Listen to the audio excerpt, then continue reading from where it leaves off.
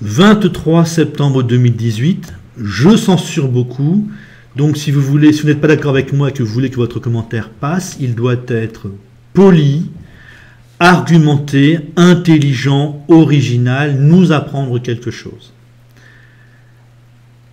Medine Zawish vient de renoncer à faire ses concerts au Bataclan, et je vais vous dire tout ce que cela m'inspire, parce que je suis très pessimiste en réalité. Tout le camp patriote et identitaire est content, semble-t-il, ceux que j'ai vus sont contents.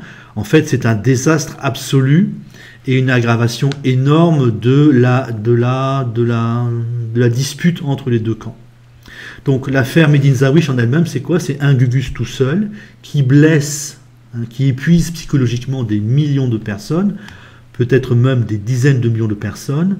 Au bout de 3 mois, il recule. Ce n'est pas nous qui le faisons reculer, c'est lui qui décide de reculer. Donc quand vous avez une personne qui tient tête à des millions d'autres pendant 3 mois et que tout d'un coup, elle décide de reculer, ça n'est pas une grande victoire, c'est plutôt une grande défaite. Le deuxième point, la structure de cette affaire rappelle furieusement l'affaire de Ménel Ibtisen. C'est un musulman qui provoque réaction et les élites qui soutiennent les musulmans. Hier, c'était les cadres de TF1, le monde de l'argent, pourrions-nous dire. Aujourd'hui, c'est carrément le monde de l'argent, le Bataclan, mais aussi le gouvernement. Donc, vous avez un gouvernement qui a soutenu le fait que Medine Zawish fasse des concerts au Bataclan, au nom de la liberté d'expression qui a bon dos, bien sûr.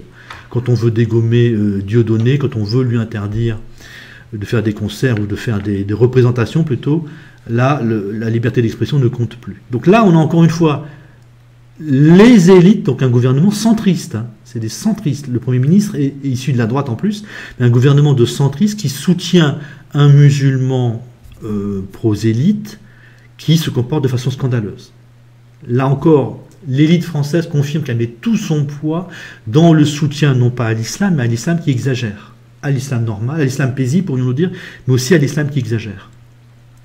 Donc c'est le deuxième point, la confirmation de l'intervention des élites du côté de l'islam qui exagère. Vous avez par autre phénomène, vous avez par exemple une vidéo de la Ligue de défense noire africaine du 7 septembre 2018, où le dirigeant appelle les Africains à piller la France. Les Africains qui sont ici en France, il les appelle à piller la France. Alors là, on a le droit, quand tu es noir, tu peux dire qu'il faut voler les Français. Ça ne pose aucun problème, la vidéo n'a pas été supprimée. Et vous avez un nouveau phénomène qui se confirme, la justice qui entre dans le combat et qui met tout son poids dans le combat. Parenthèse à l'intérieur de cela, Romain Espinot, voici quelques mois, a perdu son travail. Donc déjà, quand vous bougez, vous risquiez de perdre votre travail. Maintenant, on vient d'apprendre que Aurélien Ferracel a été condamné à 8 mois de prison ferme pour une bagarre loyale. Vous avez Samuel Dufour, donc le copain de Esteban Murillo, qui a quand même pris 7 ans de prison ferme. Qu'est-ce qu'il a fait? Il avait apparemment soit des bagues, soit un poing américain. 7 ans de prison ferme. Vous avez Jawad le logeur qui a été condamné à 8 ans de prison ferme pour avoir tué quelqu'un. Et vous avez Marine Le Pen qui est condamnée aujourd'hui à une expertise psychiatrique. C'est hallucinant. C'est vraiment de la démence. Nous entrons dans de la démence, dans une violence absolue.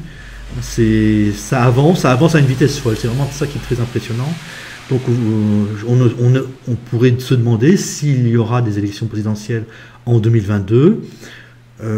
Ils vont certainement dégommer Marine Le Pen si elle les dérange. Vous voyez, on entre vraiment dans un monde non démocratique et on n'est pas devant une victoire du camp patriote ou identitaire, on est en fait dans l'évidence de l'entrée en puissance des élites françaises contre les patriotes et les identitaires qui soutiennent donc en fait les gens noirs, les gens maghrébins qui entrent en folie.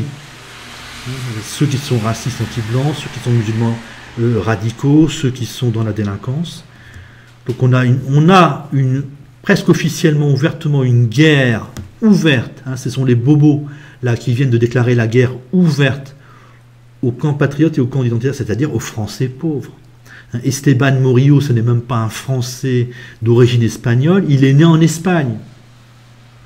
C'est pas les gentils gauchistes contre les méchants patriote, c'est tu déranges, tu dois te soumettre à tout ce que font les Noirs et les Maghrébins. S'ils ont envie de te tabasser, tu dois te soumettre à ça. Et nous, les gauchistes, bien évidemment, on a le droit de tabasser qui on veut.